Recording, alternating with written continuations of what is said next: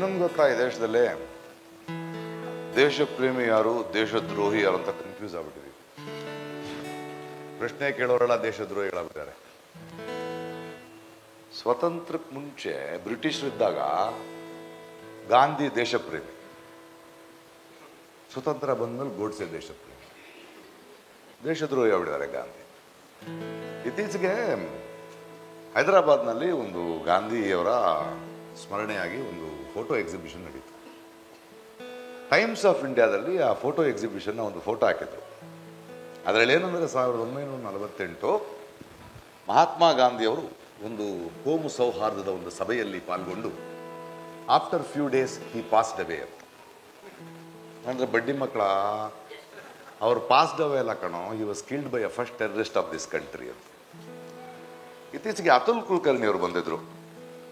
ಗಾಂಧಿ ಒಂದು ಲೆಟರ್ ಬರೆದಿದ್ದಾರೆ ಅವರು ಮರಾಠಿಲಿ. ಅದನ್ನ ಕನ್ನಡೀಕರಿಸಿ ನಾವು ನಮ್ಮ ಧಾರವಾಡ ಕನ್ನಡದಲ್ಲಿ ಮಹಾತ್ಮ ಗಾಂಧಿಯವರಿಗೆ ಈ ಪತ್ರವನ್ನು ಓದಿ ಹೇಳ್ತೇವೆ.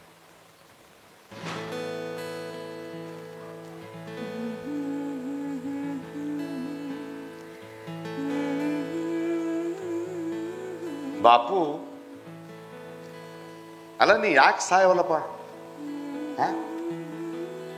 ನೋಡಪ್ಪ, ಹಿಂಗೆಲ್ಲ ಮಾಡ್ಬಾರ್ದು. ಒಮ್ಮೆ ಕೊಂದಾರಲ್ಲ, ಸತ್ತು ಹೋಗ್ಬೇಕಪ್ಪ. ಅಲ್ಲಪ್ಪ, ಬದುಕಿನ ಗುಂಡು ಭಾಳ, ಬಂದೂಕಿನ ಗುಂಡು ಭಾಳ ತುಟ್ಟಿ ಆಗ್ಯಾವ.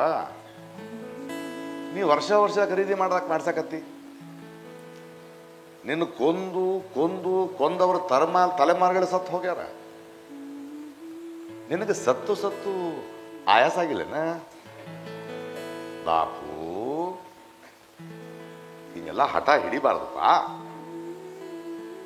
ಒಮ್ಮೆ ಕೊಂದಾರಲ್ಲ, ಸತ್ತು ಹೋಗ್ಬೇಕಪ್ಪ. ಒಂದು ಸಲ ಸಾಯಿಸಿದ್ರು, ನೀ ಸಾಯಲಿಲ್ಲ. ಮತ್ ಎಷ್ಟು ಕೆರೆದ್ರು ನೀನು ಗುರ್ತಾ ಹೋಗ್ತಿಲ್ಲ. ಎಷ್ಟು ಅವಮಾನ ಮಾಡಿದ್ರು, ಎಷ್ಟು ಕೆಸರು ಎರಚಿದ್ರು, ನಿನಗೆ ಅಂಟುವುದೇ ಇಲ್ಲನ ಅಜ್ಜಾರ?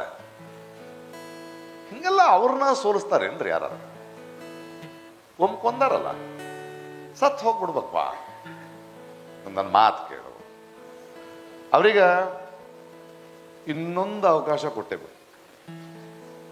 ನೋಟ್ ಮ್ಯಾಗಿನ ನಿನ್ನ ಜಾಗ ಖಾಲಿ ಮಾಡೇ ಬಿಡು. ಸಬ್ಕಿ ಸನ್ಮತಿ ಈ ಕಥೆಯೆಲ್ಲ ಹೇಳ್ಕೊಡಪ್ಪ.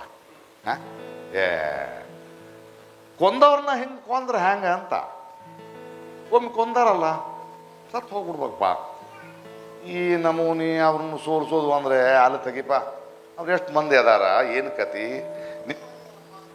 ಸರಿ ಬಿಡು, ನಿನ್ನ ಜೊತೆ ಯಾಕೆ ಮಾತು, ಅವ್ರಿಗೂ ಯಾಕೆ ತ್ರಾಸು ಪಾಪ. ಮುಂದಿನ ವರ್ಷ ಕರೆನೇ ಸತ್ತು ಹೋಗು. ಓಕೆ, ಬಾಯ್.